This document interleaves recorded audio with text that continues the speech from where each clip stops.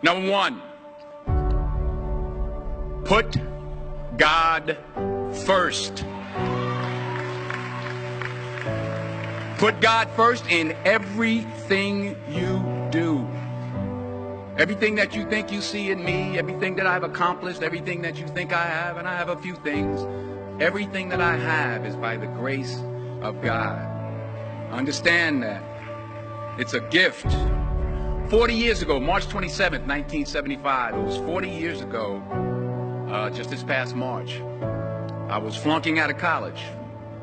I had a 1.7 grade point average. I hope none of you can relate. I had a 1.7 grade point average. I was sitting in my mother's beauty shop. They still call it beauty shop now? What they call it now?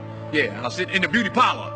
I was sitting in my mother's beauty parlor, and I'm looking in the mirror, and I see behind me this woman under the dryer. And every time she looked up, every time I looked up, she was looking at me, just looking me in the eye. And I didn't know who she was, and I said, she said, somebody give me a pen, give me a pencil, I have a prophecy. March 27, 1975, she said, boy, you are going to travel the world and speak to millions of people. Now mind you, I was flunked out of college. I'm thinking about joining the army. I didn't know what I was going to do, and she's telling me I'm going to travel the world and speak to millions of people. Well, I have traveled the world, and I have spoke to millions of people. But that's not the most important thing, the success that I had. The most important thing is that what she taught me and what she told me that day has stayed with me since. I've been protected. I've been directed. I've been corrected. I've kept God in my life, and it's kept me humble. I didn't always stick with him, but he always stuck with me. So stick with him in everything you do. If you think you want to do what you think I've done, then do what I've done and stick with God. Number two, fail big. That's right. Fail big. Today is the beginning of the rest of your life, and it can be very frightening. It's a new world out there. It's a mean world out there, and you only live once. So do what you feel passionate about. Take chances professionally. Don't be afraid to fail. There's an old IQ test, was 9 dots, and you had to draw 5 lines with a pencil within these 9 dots without lifting the pencil. The only way to do it was to go outside the box. So don't be afraid to go outside the box.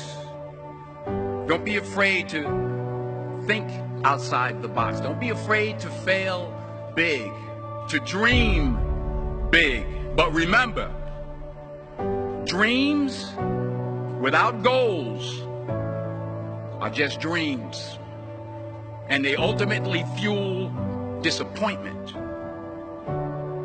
So have dreams, but have goals. Life goals, yearly goals, monthly goals, daily goals. I try to give myself a goal every day. Sometimes just to not curse somebody out. Simple goals, but have goals. And understand that to achieve these goals, you must apply discipline and consistency. In order to achieve your goals, you must apply discipline, which you've already done, and consistency every day, not just on Tuesday and miss a few days. You have to work at it every day. You have to plan every day. You've heard the saying, we don't plan to fail, we fail to plan. Hard work works. Working really hard is what successful people do. And in this text, tweet, twerk world that you've grown up in, remember, just because you're doing a lot more doesn't mean you're getting a lot more done. Remember that. Just because you're doing a lot more doesn't mean you're getting a lot more done. Don't confuse movement with progress. My mother told me, she said, yeah, because you can run in place all the time and never get anywhere. So continue to strive, continue to have goals, continue to progress. Number 3, you'll never see a U-Haul behind a hearse. I'll say it again. You'll never see a U-Haul behind a hearse. I don't care how much money you make, you can't take it with you. And it's not how much you have. It's what you do with what you have. We all have different talents. Some of you will be doctors, some lawyers, some scientists, some educators, some nurses, some teachers. Yeah, okay. Some preachers. The most selfish thing you can do in this world is help someone else. Why is it selfish? Because the gratification, the goodness that comes to you, the good feeling that I get from helping others, nothing's better than that. Not jewelry, not the big house I have, not the cars, but it's the joy. That's where the joy is, in helping others. That's where the success is. Finally, I pray that you put your slippers way under the bed tonight, so that when you wake up in the morning, you have to get on your knees to reach them. And while you're down there, say thank you for grace. Thank you for mercy. Thank you for understanding. Thank you for wisdom. Thank you for parents. Thank you for love. Thank you for kindness. Thank you for humility. Thank you for peace. Thank you for prosperity. Say thank you in advance for what's already yours. That's how I live my life. That's why I am. One of the reasons why I am today.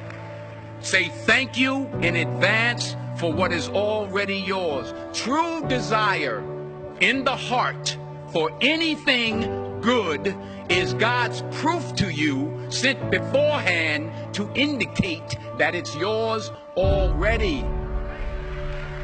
I'll say it again. True desire in the heart, that itch that you have, whatever it is you want to do, that thing that you want to do to help others and to grow and to make money, that desire, that itch, that's God's proof to you, sent beforehand already to indicate that it's yours. And anything you want good, you can have. So claim it. Work hard to get it. When you get it, reach back. Pull someone else up. Each one, teach one. Don't just aspire to make a living. Aspire to make a difference.